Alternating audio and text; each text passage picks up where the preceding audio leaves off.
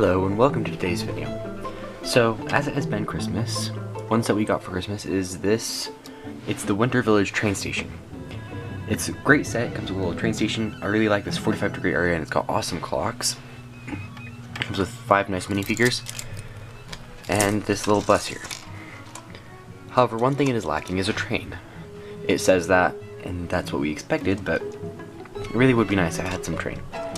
I had a friend over who was clever enough to realize that if you took the wheels off of this nice bus they have, then it actually fits on the train tracks and works as a train. The one problem though is that there's clearance beneath these wheels. It's not enough for this little in-between section right here. So one placed on the tracks can move freely side to side until it gets to the crossing station where it will jam. So, I decided to fix this, and that is what our video is on today. Okay, here we go. I've removed all distractions, any things that go next to sides of stuff or anywhere. So all we've got now is the train and this railroad crossing. So, what I did was, I built a Lego train. Here we go. And today I'm going to tell you how I did this train. Basically, I decided it'd be cool to build a steampunk train. I've got this little clock face. And since the little Winter Village seems fairly themed on clocks, as it's got a giant awesome clock tower that feels like it's the main point of the entire station, I decided to build a clock themed train. Now this doesn't really look like a clock themed train, and that's because I only have one clock piece. It's at the very front and you won't really be able to see it. There we go. There's the clock right there. Anyway, so I decided to build a steampunk train. I thought black and gold would be good colors. I've got a couple gold pieces, highlights, and mostly black. I have a lot of black pieces, so that helped. So, here's what I did. I started by taking wheel pieces, and I'd find them bricks that they could be put on, and I'd set up a system where I could have the bottom of the train be equal to the bottom of the brick. Because, as we saw with the bus, when you have that be even one plate lower, it runs into that. So because of that, I made that just that level, and now our train can pass just over that fine. Then what I want to do is I'm going to talk about the engine right now. Most engines have a ginormous wheel, and now I'm building a train without train wheels as I have no train parts. So I decided to come up with a different forward mobile, and I thought steampunk, something weird would be good. So I built these little tracks. These do turn, maybe not easily, and they've got this weird filler part that can sometimes catch, especially if you press from the bottom, because these little tabs will get stuck in the bottom of that brick. So, not the best at turning, and they don't turn when you go forward and backward, but it adds a nice touch, I think. Then, we've got the pipes that normally go up and down. Instead of that, I replace it with these rims. We've done these as kind of pipes. Fancy looking, leads to this gold area. Then for the pilot house, we've just got some levers, a little fire hole thing there.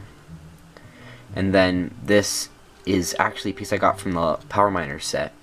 It just goes over the back, giving you that feeling of windows on the sides and open back without actually being like a normal train, because that would require full walls and it wouldn't really work so well. One thing that may be dangerous, the engineer doesn't really have a good view forward, so this train would be liable to accidents. Then as we came up here with these pipes, those need to be up higher, so I've got a level change big one from this front area to the back here, create this little slanting part so it feels like it just curves up. Then we've got the smokestack here, this little bell. I added a gear in there, which maybe I could have taken out, but I didn't decide to. These bricks are white because I couldn't find black ones, and so you can see it in the corners, but really, if it's a centered brick, you really can't see it behind the gear. So that is the engine of the train. Okay, so on to the next car. This is one I made. I made a coal car, and then I decided I didn't exactly like it, so I made this. I'm not sure why, but I decided for it to be a helicopter landing pad. So this is an opening and closing helicopter landing pad. Again, I used these gold accents, and I've got these little engine pieces in between my wheels. I feel like that makes it a bit nicer. It fills in this gap and lets us leave it closer in up here, rather than making us puff it out. And then this is just expanding. It's got hinges. I believe I have helicopter tracks, and they just land on these sets of studs because they're 6 studs apart. Then you've got port and starboard lights. I just forgot which way I turned it, so I'm not sure which way it is again. And I'm probably not going to find out. Then, an important thing is the connection between the train and its cars. So on the train I've got this little hole piece right here, and this little hook peg on this car. And they just slide in together. One thing that's fun is that I can press down on the back of my train piece, and the car lifts up.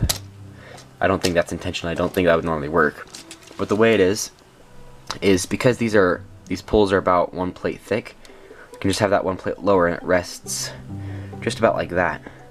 And then it's got some turning leeway so that the cars can turn together and go up and down hills if Lego made ascending and descending tracks in Lego that are 8 wide, which they don't, but that's okay.